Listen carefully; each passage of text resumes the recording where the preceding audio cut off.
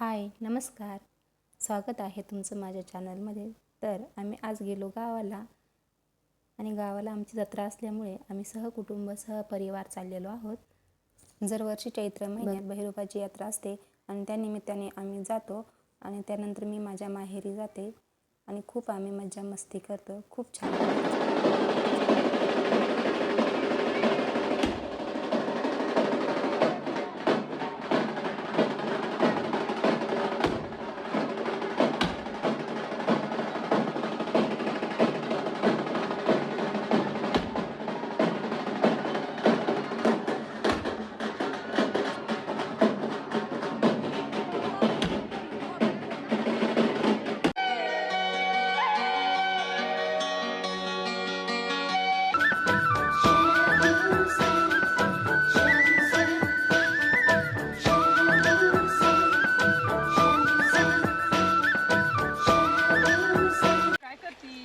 उपटते ना पटापटा.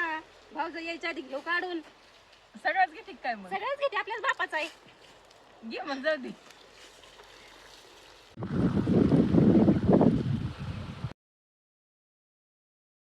अयो कोण काय म्हणत नाही म्हणून किती नंदाने दहा उपटलाय गे. हावराने मिळतोय का नाही वे?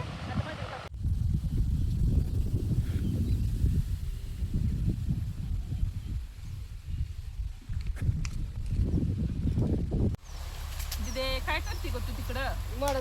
कणस मूर्ती ना खायला पुण्यात भेटत नाही. तीन नको काय बी घेत बसू. परत आल्यावर चपानी बी करायची नाही आपल्याला भाऊजे. तीन करते बरोबर, आपल्याच बापाच आहे. आत्या उपटतो कर.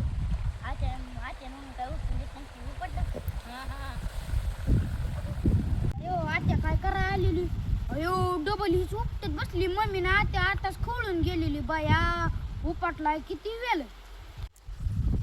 मगाशी उपटला डाळ, आता अजून काय करते ते बघतीच. बाया लईच भाऊजे राहिलं म्हणजे जात नाही त्या. आणि इथे बघा जांभळीचं एक मोठं झाड आहे आणि त्याच्यावर असं सुंदर बसायला त्यांनी बनवलेलं आहे. खूप छान वाटते. तर झोपतात बसतात.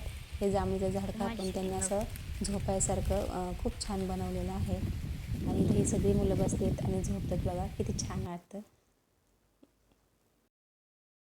त्याच्यानंतर आम्ही खूप व्हिडिओ आणि फोटो काढले आणि असं खूप छान वाटतं. रानात हिरवी शेती आणि हे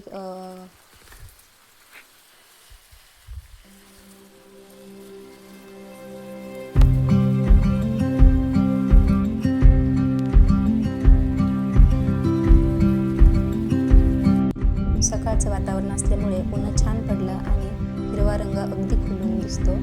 तुम्ही पण पाहू शकता किती खूप छान दिसतं. हे आहे नारळाचं झाड आणि भरपूर ह्याला नारळ येतात.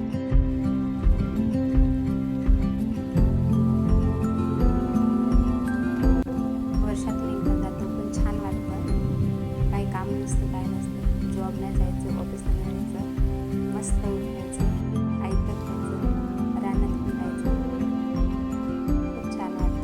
असं वाटतं परत जावंच नाही पुण्याला. आणि आता संध्याकाळची वेळ होत आहे आणि सूर्य मावळला चालला आहे.